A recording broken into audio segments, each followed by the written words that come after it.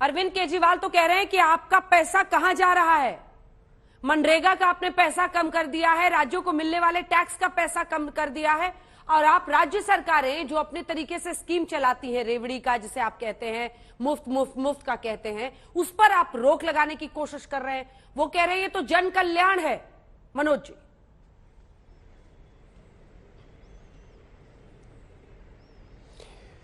अंजना जी, अगर आप केंद्र सरकार की योजनाओं को याद करें तो हम आपको याद कराते हैं आयुष्मान योजना, जो इस देश के 55 करोड़ लोगों पर लागू होती है।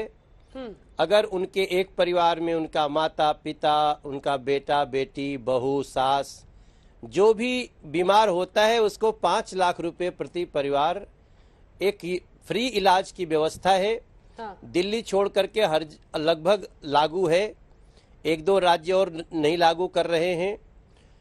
आप समझ लीजिए, इसमें किसी व्यक्ति का नाम नहीं है, इसमें है कैटेगरी है। जो भी व्यक्ति उस कैटेगरी में आता है उसको आयुष्मान योजना मिलती है। उज्ज्वला स्कीम, हमने घर घर फ्री गैस जब देने की बात करी तो हिंदू हो, मुसलमान हो, सिख हो, ईसाई हो, इस आधार पे नहीं किया। हमने उसको एक गरीबी के आधार पे, सामाजिक स्टेटस के आधार पे किया। इसके बावजूद भी जब डीजल पेट्रोल की कीमतें आसमान छू रही थीं, तो सभी के लिए, ये नहीं सोच के कि उसको मनोज तिवारी डीजल भरवाएंगे या संजय सिंह डीजल भरवाएंगे, हमने सबको 2-2 बार 5 रुपया 10 रुपया प्रति लीटर, और तब भी हमने एक ही कैटेगरी रखी कि इस देश के तमाम लोगों को एक साथ देंगे। कैटेगरी बनाएंगे तो कैटेगरी का पालन करेंगे। लेकिन वहीं रेवड़ी शब्द जो आया है, हाँ। उसका एग्जाम्पल कहाँ मिलता है? कहाँ? इसी दिल्ली में कहा गया पानी माफ बिजली हाफ। अब आप ही बताइए कि क्या दिल्ली में पानी माफ है? 20,000 लीटर पानी माफ है। पानी सबका नहीं माफ है, और पानी के बड़े बड़े बिल आते हैं। कहा क्या गया था? पानी माफ बिजली हाफ।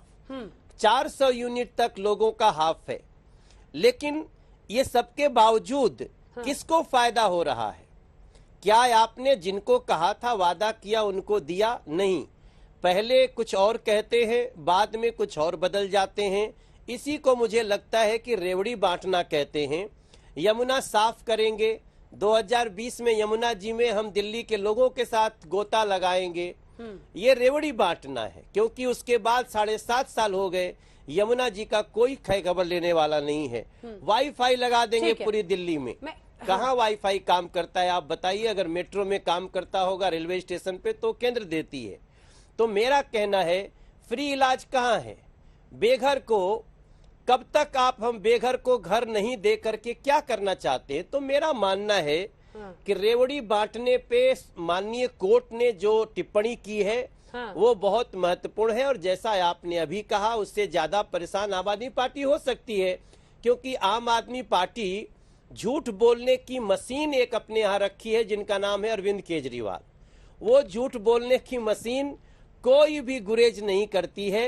अगर किसी का 56 इंच का सीना है तो किसी ने 56 इंच की जीभ रखी है, जो चाहे बोल दो। अभी अभी मैं सुन रहा था कि गुजरात के लोगों को जो चाहेगा उसको 1000 रुपया, और पक्का ये हमेशा ऐसे ही बात कहते हैं, और बाद में कहते हैं कोई चाह ही नहीं रहा। आप जब देते हैं मुफ्त तो आप कहते हैं कि लाभार्थी हैं, हम लाभार्थियों को दे रहे हैं, और जब आम आदमी पार्टी देती है तो आप कहते हैं ये तो मुफ्त मुफ्त मुफ्त, ये तो रेवड़ी बांट रहे हैं, इससे तो अर्थव्यवस्था को नुकसान हो जाएगा। फर्क क्या है? जनता के टैक्स की मनी से ही तो आप लोग अपने अपने वोट बैंक को सुनिश्चित करने के लिए मुफ्त दे रहे हैं। मुफ्त आप भी देते हैं, मुफ्त ये भी देते हैं। नहीं, हमारी बात को आप समझ सकते हैं। रेवड़ी बांटना मतलब झूठ बोलना, झूठी बात कहना। अगर सारी बातें जो बोली हैं अरविंद केजरीवाल जी ने, अगर वो सत्य है तो फिर मनोज तिवारी को आज ही इस्तीफा करा लीजिए। मनोज तिवारी को सांसद रहने का कोई अधिकार नहीं है। मैं जितनी बातें कह रहा हूं, पानी माफ है दिल्ली में, सबका पानी माफ है, सबकी बिजली हाफ है, वाईफाई लगा हुआ है, फ्री इलाज मिलता है, यमुना ठीक जी साफ है। ये रेवड़ी बांटना कब तक चलेगा, ये ठग मेरा रहे हैं कहना आप। है। हॉस्पिटल ठीक है, संजय में जी। आपके बच्चे संजय इलाज जी नहीं से। कराएंगे, आपको हाँ। खांसी भी होगी तो 5 स्टार में जाएंगे। ठीक है संजय जी, ये जवाब मेरा दीजिए, कहना है। तमाम आरोपों का जवाब दीजिए। कह रहे हैं आप ठग रहे हैं जनता को, और ये जो रेवड़ी आप बांट रहे हैं उससे देश का नुकसान हो रहा है। और पीएम जी ने जो कहा है उस पर भी, और अभी कुछ ही देर पहले बीजेपी की तरफ से प्रेस कॉन्फ्रेंस करके बताया गया है, उन्होंने कोई भी बजट में पैसे की कमी नहीं की है, वो ये दावा कर रहे हैं मनरेगा में। देखिए, पहली बात तो मनोज तिवारी जी ने एक बात बहुत अच्छी कही कि ये पैसा जनता का पैसा है। बहुत अच्छी बात है, आप भी यही बात कह रही हैं कि ये जनता का पैसा है, और हम सारे लोग, पूरे देश के लोग ये मानते हैं कि सरकार के पास जो पैसा आता है वो जनता का पैसा है, वो किसी का निजी पैसा नहीं है। अंजना ओम कश्यप जी भी जो तनख्वाह पाती हैं वो बैंक में जमा करती हैं, और जो सामान खरीदती हैं उस पर सरकार को टैक्स देती हैं। एक गरीब आदमी मजदूर, मनरेगा का मजदूर, जब वो भी सामान खरीदता है, साबुन खरीदता है, आटा खरीदता है, दाल खरीदता है, चावल खरीदता है, तो सब चीजों पे आपने टैक्स लगा दिया तो सरकार को टैक्स देता है। उसके घर में जो बचत होती है, छोटा व्यापारी हो, रेडी वाला हो, कर्मचारी हो, सेना का जवान हो, तो वो बैंक में पैसा, अपनी बचत का पैसा बैंक में जमा करता है। दो तरह की अर्थव्यवस्था है। एक मोदी सरकार का मॉडल है, आदरणीय प्रधानमंत्री जी जो मुफ्त की रेवड़ी, और ये पूरे के पूरे भारतीय जनता पार्टी के नेता और सांसद वोट लेना होता है तो हाथ जोड़कर कहते हैं सब कुछ देंगे, और बाद में मुफ्त की रेवड़ी कह के जनता को जो अपमानित कर रहे हैं, उसकी हकीकत पूरे देश को पता चलना चाहिए। और यह हकीकत क्या है, यह आरटीआई का जवाब है और आरटीआई की खबर भी है। यह आरटीआई में दी गई जानकारी है, 11 लाख करोड़ रुपए चंद पूंजीपतियों का माफ किया है अंजना ओम कश्यप जी इन लोगों ने। कितना? 11 लाख करोड़ रुपए।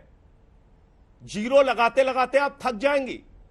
और अगर 11 लाख करोड़ रुपए इस देश की जनता के हित में लगा दिया जाए तो कल्पना कीजिए कितने बच्चों के स्कूल बन जाएंगे, कितने अस्पताल बन जाएंगे, कितने किसानों के कर्ज माफ हो जाएंगे, कितने जो फ्लैट की ईएमआई नहीं भर पा रहे हैं, जो अपने बाइक की ईएमआई नहीं भर पा रहे हैं, कितने लोगों का कर्जा माफ हो जाएगा, कितने रेडी पटरी वालों का कर्जा माफ हो जाएगा। नहीं, आपने चंद पूंजीपतियों का 11 लाख करोड़ रुपए माफ किया, और यह आपके सरकार के द्वारा दी गई जानकारी है आरटीआई की मेरे पास। एक बात। दूसरा, मुफ्त की रेवड़ी आप किसको दे रहे हैं? बैंकों में जो जनता का पैसा जमा है वो पैसा 50 भगोड़े लेके भाग गए इस देश से। कितना? 68,000 करोड़ रुपए। अंजना ओम कश्यप जी, मैं पूछ रहा था भारत की संसद में, मुझे जवाब मिला मंत्री जी का 3,000 करोड़ का बजट है 130 करोड़ की आबादी वाले देश के खेल बजट है 3,000 करोड़ रुपए देश का, और 68,000 करोड़ रुपए लेके 50 लोग भाग गए।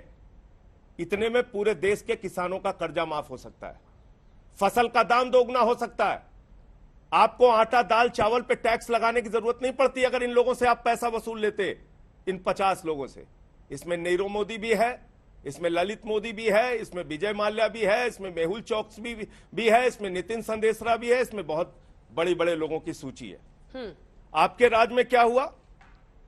रेवड़ी, ये डीएचएफएल एक कंपनी है, और एबीजी शिपयार्ड, डीएचएफएल कंपनी ने, अंजना जी, डीएचएफएल कंपनी ने 42,817 करोड़ रुपए का घोटाला किया, 17 बैंकों को खाली कर दिया, कंगाल कर दिया, जनता का पैसा जहां जमा था, और 29 करोड़ रुपए भारतीय जनता पार्टी को चंदा दिया है।